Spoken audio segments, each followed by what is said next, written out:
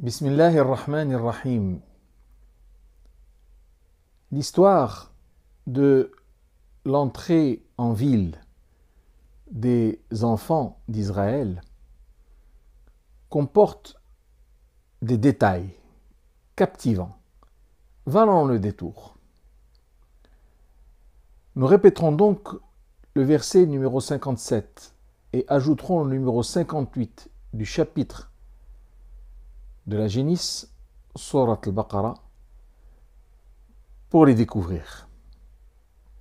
Dieu dit: وَإِذْ قُلْنَا ادْخُلُوا هَٰذِهِ الْقَرْيَةَ فَكُلُوا مِنْهَا حَيْثُ شِئْتُمْ رَغَدًا وَادْخُلُوا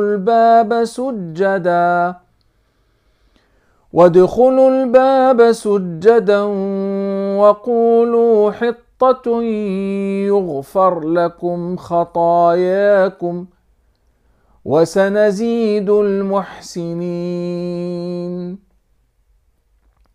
فبدل الذين ظلموا قولا غير الذي قيل لهم فأنزلنا على الذين ظلموا رجزا من السماء بما كانوا يفسقون.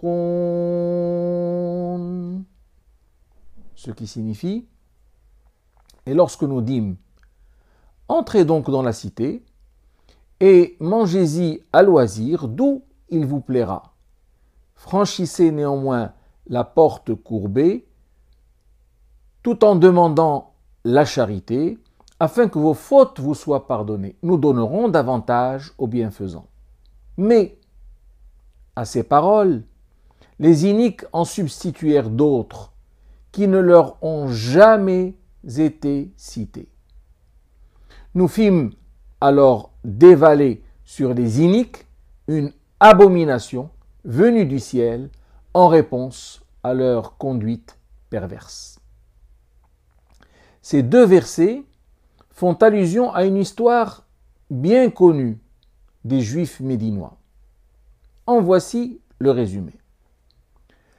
Après avoir quitté l'Égypte, les enfants d'Israël arrivèrent aux portes de la Palestine. Moïse envoya alors 12 de ses fidèles en éclaireurs. Chacun était issu d'une des tribus israélites et on pouvait y compter en particulier un monsieur qui s'appelait Josué, qui va devenir plus tard prophète, et un autre qui s'appelait Calib. C'est à ces 12 individus, y compris ces deux derniers, qu'il fut dit d'entrer courbé dans la cité promise. La délégation entra dans la ville et fit le constat des richesses qu'elle recelait. Ils goûtèrent des fruits et autres denrées dont elle foisonnait et en prirent des échantillons pour les montrer à Moïse à leur retour. Toutefois, ces 12 délégués ne firent pas le même rapport une fois revenus chez Moïse.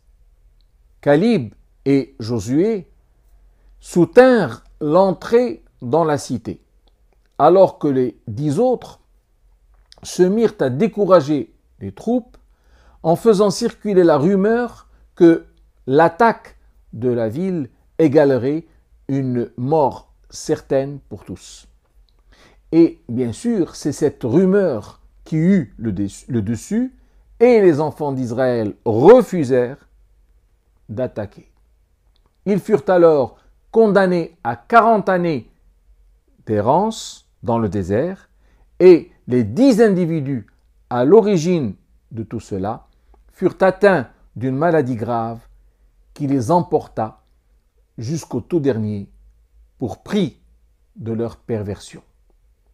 Qu'Allah soit loué et fasse-t-il que nous soyons tous bien agréés. Amen.